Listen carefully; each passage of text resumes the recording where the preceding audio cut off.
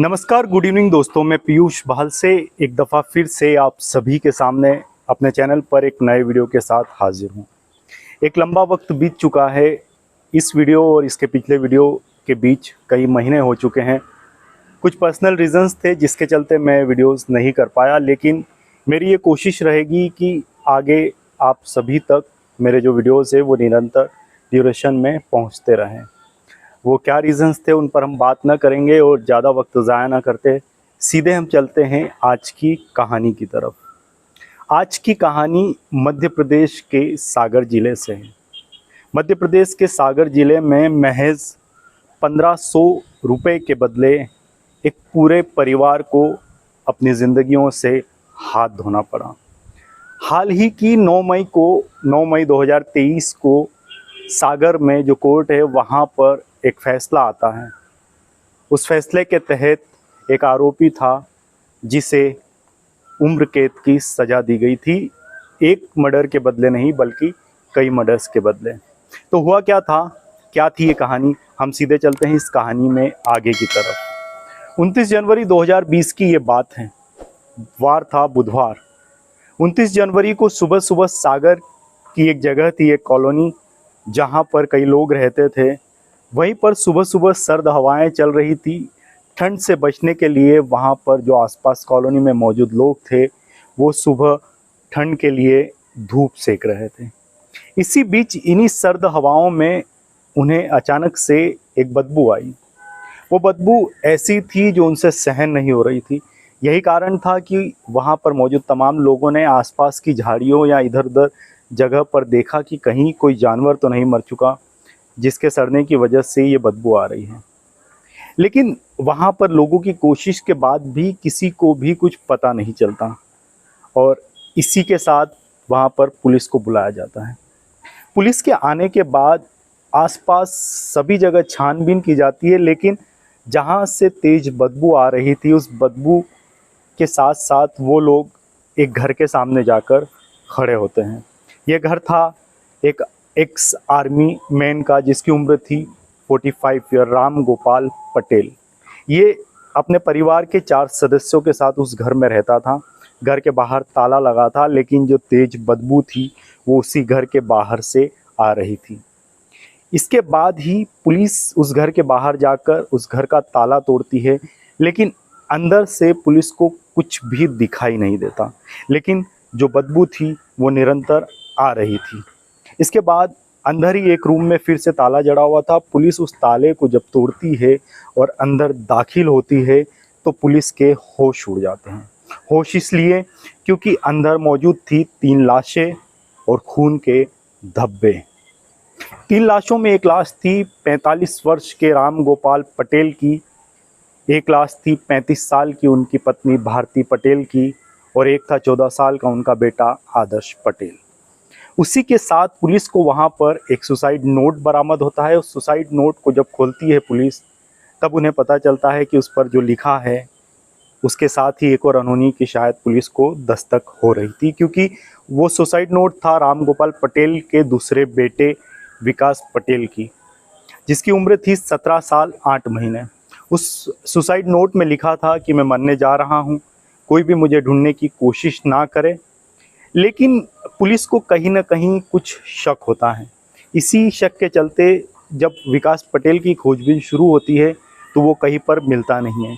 Police यहाँ पर 2 चीज़ें लेकर चल रही थी। एक ये कि या तो उसने सुसाइड कर लिया है और दूसरी ये कि शायद इन तीनों हत्याओं में विकास का ही हाथ हो।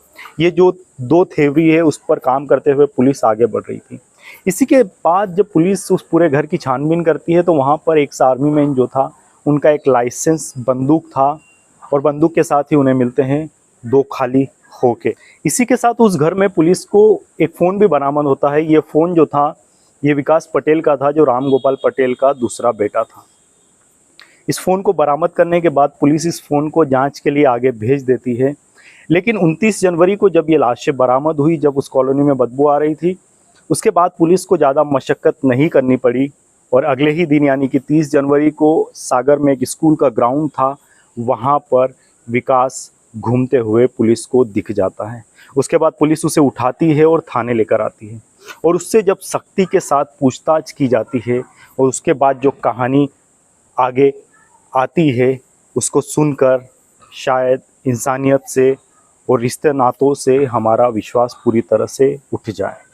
कहानी ये थी कि 24 जनवरी को विकास अपने घर में अपनी मम्मी के साथ था। विकास की 25 जनवरी को स्कूल में एक फेयरवेल पार्टी होने वाली थी। उसी फेयरवेल पार्टी के लिए विकास को अपनी माँ से 1500 रुपये की ज़रूरत थी। विकास की माँ को विकास का व्यवहार और विकास की आदतें पता थी। विकास शराब भी पीता था और विकास की जो आदतें थी वो कोई अच्छी आदतें नहीं थी, साथ ही उसकी जो संगत थी वो भी काफ़ी ख़राब थी। इसी के चलते विकास की माँ उसको 1500 रुपये देने से मना कर देती है। कुछ ही देर के बाद विकास को न जाने किस चीज़ का एक गुस्सा आता है। वो पीछे से जाकर अपनी माँ का गला दबाता है और गर्दन को पूरी तरह से मोड़ देता है। उसके बाद ही उसे ये महसूस हो रहा था कि शायद माँ जिंदा है, पापा भी आ सकते हैं और उसके बाद पुलिस को बुला लिया जाएगा। वो अपने पापा की लाइसेंस बंदूक उठाता है और अपनी माँ को मार देता है, जिसके बाद माँ की वहीं मौके पर मौत हो जाती है और पूरे हॉल में जो है खून फैल जाता है। विकास उस खून को साफ करता है और इसी दरमियान कुछ करीब आधा एक घंटा बीता होगा कि अचानक से दरवाजे पर दस्तक होती है विकास के पिता की। विकास घबरा जाता है। वो फिर से अपनी बंदूक लेकर के घर में छुपता है। जैसे ही उसके पिता भीतर दाखिल होते हैं वो पिता के सीने में एक गोली मारता है और पिता की भी वहीं पर मौत हो जाती है। ये सब कुछ चलते रहता है। उसके कुछ देर बाद विकास का जो सबसे छोटा भाई था वो कोचिंग के लिए गया हुआ था, वो भी वापस लौटता है। उसके बाद विकास उससे बात करके ये बताता है कि मैंने मम्मी और पापा को मार दिया है, उन्होंने मुझे पैसे नहीं दिए थे। उसका जो भाई था वो रोता है। रोते रोते वो बोलता है कि मैं सभी को बता दूंगा। विकास को एक अजीब सी सनक सवार होती है और वो अपने भाई का गला दबाता है और उसे भी वहीं पर मार देता है।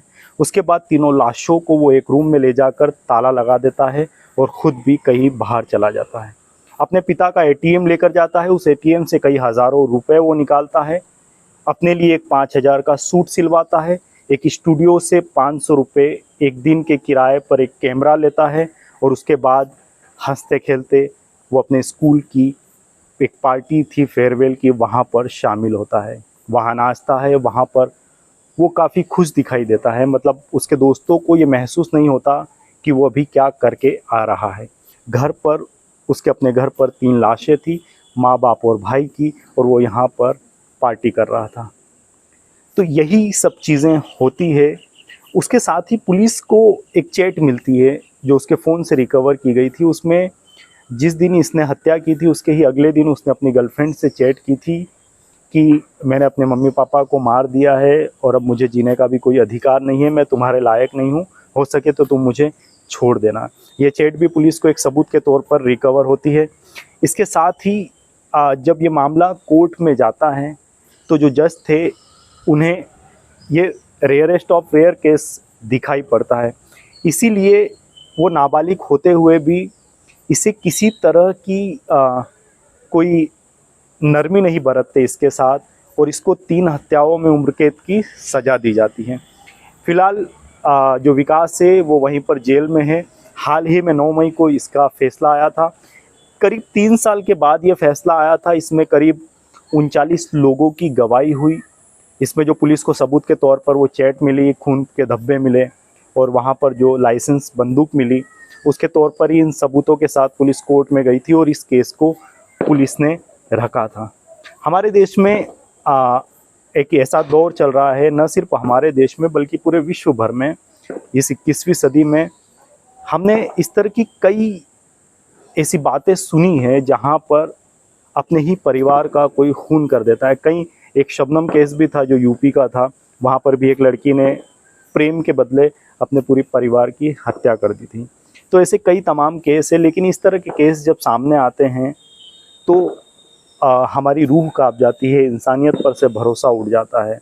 और इस समाज में इस तरह की घटनाएं होना किसी भी तरह से कोई साधारण बात नहीं है, ये बेहद ही असाधारण है।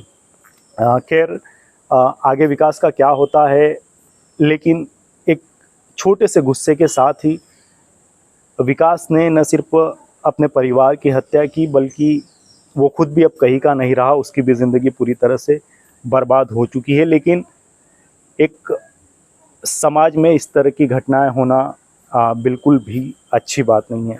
तो ये थी कहानी विकास पटेल की, जो कि सागर ज़िले का था, मध्य प्रदेश के सागर ज़िले की। और इसी के साथ और भी कई कहानियों के साथ मैं आप सभी के सामने हाजिर होता रहूँगा। फ़िलहाल के लिए दीजिए मुझे इजाज़त, और साथ ही आप सभी से निवेदन है कि मेरे चैनल को सब्सक्राइब कर लीजिएगा, ताकि आपको इस तरह के वीडियोस और भी मिलते रहें। धन्यवाद।